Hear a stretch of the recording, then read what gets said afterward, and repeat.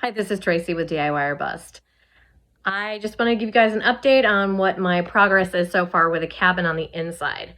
I did not do a lot of regular video. I just have some time lapse of me doing some of the blue pine because it took a long time and it would have been a really boring video. So let me show you what my progress is. This is the Pecky cedar.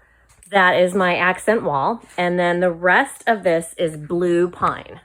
Also, interestingly enough, caused by a fungus.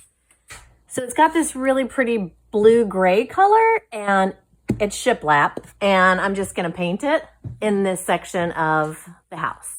So the ceiling, because I got plenty of wood in this room, plus I'm going to have wood floors. It's too much wood. So this is going to be like a cream or beige light color, not white.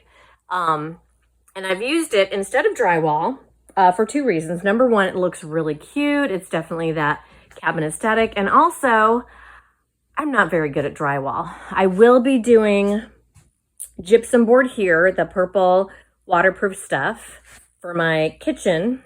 Let me back up. This whole wall will be fireproof gypsum because my wood stove is going to go right here, and that is where the chimney outlet is.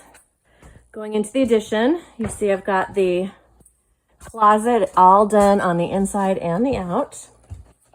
The bathroom with my super tall 14-foot tall wall is done. This, of course, will be gypsum board, waterproof gypsum board. And then in the bedroom, all of this is done. And this is my laundry center is going to be in here. So this entire wall is also going to be gypsum board.